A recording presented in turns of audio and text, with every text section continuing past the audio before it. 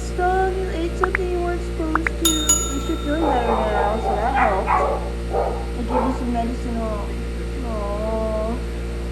You guys need to stop eating stuff you're not supposed to. Yeah, that's what happens. I keep warning you. That's the first time, huh? Yeah. It's alright. At least you're feeling a little better. Alright, so I'm about to do my, what I normally do with my Ninja multi-cooker, air crisper, pressure cooker, is I actually multitask my food. And one of the ways that I do that is I go ahead and I take my chicken like this. And the purpose of what I'm about to do is I'm going to use it for, not just for ourselves, but also for what I use to baste our dog's dog food. And because, you know, you have to be careful with some of the seasonings that you use for your dogs. This is important that you be careful with what you use as far as broth for your dogs. So I am making something that actually helps with their allergies as well as their pain relief, yada yada and so forth, because I have different ranges of ages of dogs. I have puppies to, well, now they're not puppies, they're a year old, to older dogs. And this is what I do. So I take my chicken, I'm going to add some turmeric. And it's funny because today I actually have a couple of our young doggies got into, they like to find, they see like wasps, for instance, on the ground. They will go and they think that it's really a good idea for them to pick them up and eat them. So a couple of them did that today, and well, now we have to deal with stung mouth. So this is something that I would like to use to help reduce the stinging in their mouth. And then we'll just go ahead and fill this up like that. And I pressure cook it.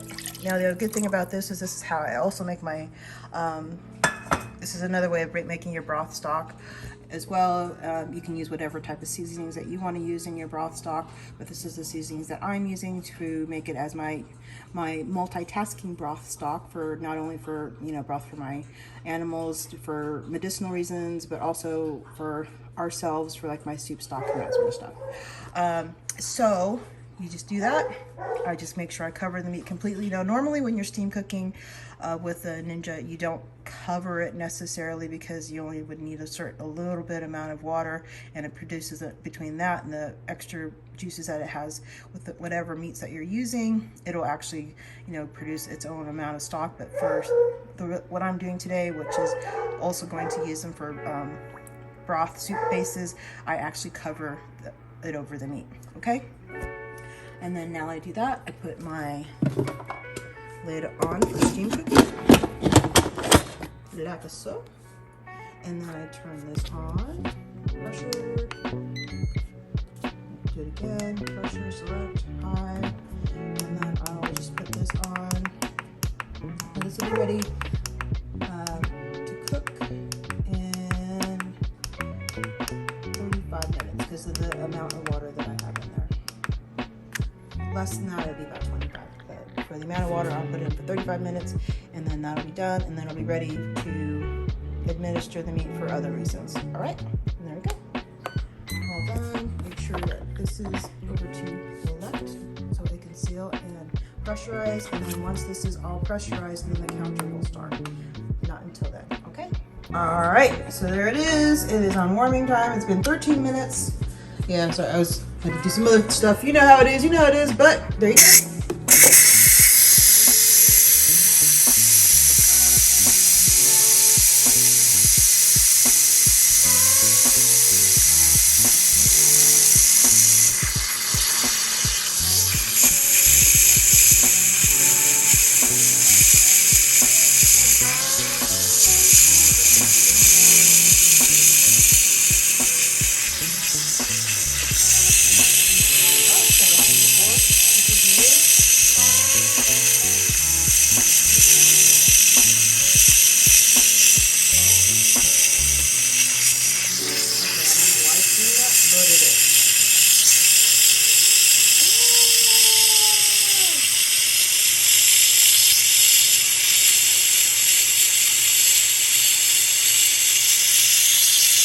Okay, that's never happened before. I don't know what this is about. Let's show you that. She did a volcano experiment on me.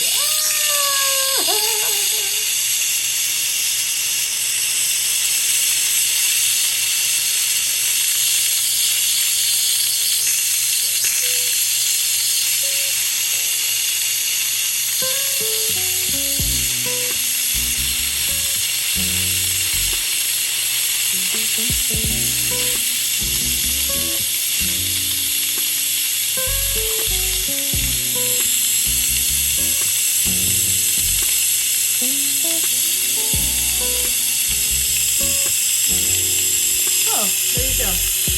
That was exciting. Yeah.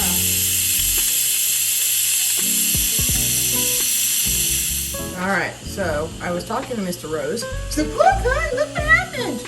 And, well, you know, I think he said the reason why this happened was because I was about to videotape and I started releasing the steam and I shut it back off. And then when I came to re-videotape it for y'all, I turned it back on and this is what happened right here.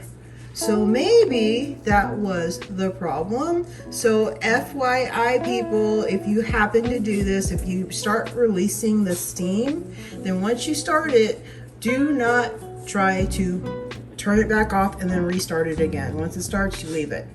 And I think that's what the issue is. And I'll probably, more than likely, just to make sure that that is the problem or that's what caused it, I will try it again and see if that happens. So just to prove the theory, that's all. But that's the only thing I know that I did different. And probably that's what caused it, is that it just, you know, the pressure got off balanced and it caused it to bubble over when it steamed out this time. Okay, that's it. Okay, so got that whole fiasco taken care of. And oh yeah, my cupboard, see that right there? Yeah. So be careful if that ever happens to you. Like, it's actually fading right now, and I'll tell you what I used. I ended up using some barkeep, but this got stained. You can kind of see a little bit, or I had my spice in it kind of ended up with the steam staining it. So if that happens, you just get a little bit of barkeep on your sponge and just, there you go. And we'll just let it sit for a minute and then come back and wipe it off when it gets all cleaned up. All right, so now, back to this. Take off the lid. Yep, there you go, lid's off, and ta-da! Chicken is done. Yeah, it's taking me a while. I had to clean up that mess. It's taking me a while to get to it, but it's on warm. Babe, can you, oh, I wasn't prepared. Can you hand me a fork, please? Or a spoon. Spoon's fine. Spoon's just fine. Just hand me the spoon. The bigger one with the, please. Thank you. All right, so anyway, I had this pressure cooking for about 30 minutes, right? So 30 minutes and done. Chicken done. There you go. So out of this, I will use this as a soup stock. I will also be using this as a broth to put on to help my little doggie right now who's having bee sting issues. And put my little mix that I make for her, or for them, two of them got stung, to help reduce the stinging. So I have to give this to her as a broth because she's not really eating her food. And I will be using that for that reason. And then we can take, you saw how the chicken turned out. So this chicken is ready for anything. You can use it for shredded tacos or your shredded burritos, or I also use this is what I used to make my my chicken soup, my hero soup I was telling you about. I use this chicken in here for that reason, for that as well. You can use it for your cold chicken sandwiches. There's all kinds of different meals that you can make with just this little base here.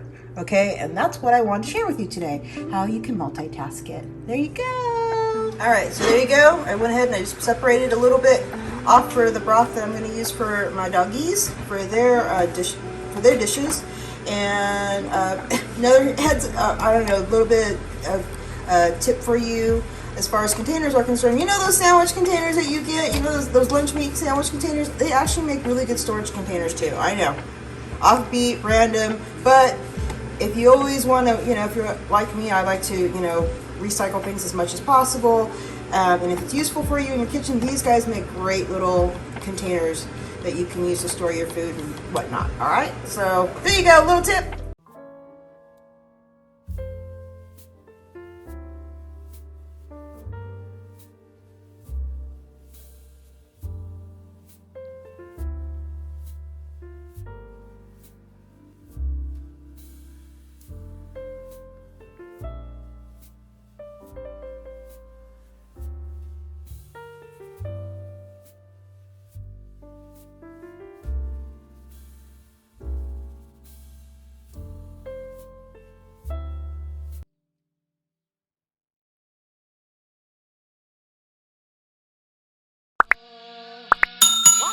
Roses run with you, the wild roses, random review.